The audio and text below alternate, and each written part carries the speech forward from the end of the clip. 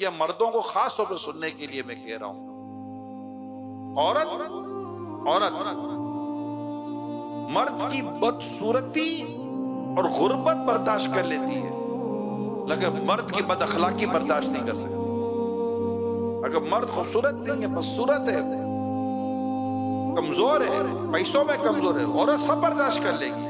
لیکن مرد اگر بد اخلاق ہے نا، یقین مانے زندگی بھر تڑپتی ترستی رہتی.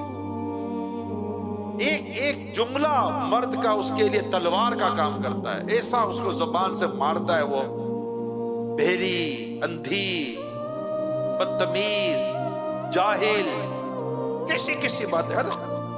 اے مردوں تمہیں مرنا نہیں ہے، اپنی عورت کی اتنی دل آزاریاں کرتے ہو، اتنی تکلیفیں پہنچاتے ہو، زیادہ غصہ آتا ہے تو مارتے ہیں. اور کیا یقین مانے مارتے ہیں، وہ تو عقل کام نہیں کرتی. یقین مانے مجھے جب پتا چلتا ہے کہ کسی مرد نے کسی عورت کو مارا، اپنی بیوی کو مارا، یہ سے کہنے کو کہہ رہا عقل کام نہیں کرتی ہے، اس کے بندے کا ہاتھ اٹھا کیسے.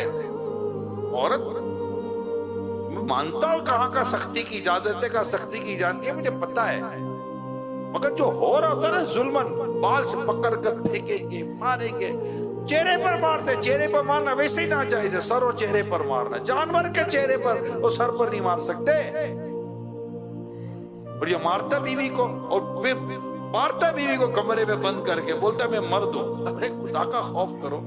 آقا دو جہاں صلی اللہ علیہ وسلم جو دنیا سے پردہ فرما رہے تھے رسالے مبارک سے پہلے، تو آپ نے جو کچھ ارشادات عطا فرمائے ان میں یہ بھی تھا کہ عورت کے معاملے میں اللہ سے ڈرو.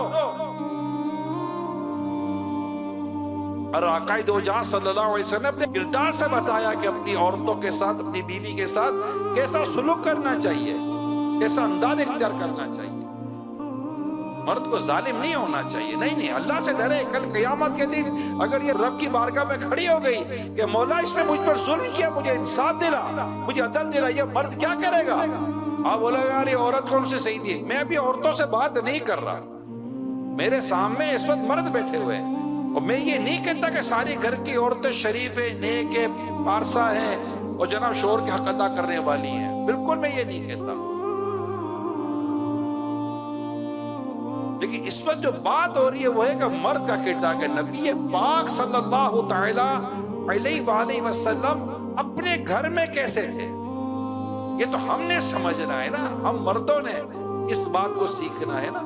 تو ہم اس بات کو ہی سیکھیں اور اس بات کو سمجھیں. قرآن کریم میں اللہ پاک فرماتا ہے اور ان سے اچھا برتاؤ کرو، عورتوں کے ساتھ اچھا برتاؤ کرو. یہ قرآن کریم میں ہے. رسول اکرم صلی اللہ علیہ وسلم اپنی ازواج کے ساتھ نہایت اچھا برتاؤ کرتے اور فرماتے تم میں سب سے بہتر وہ شخص ہے جو اپنی بیوی کے حق میں بہتر ہو.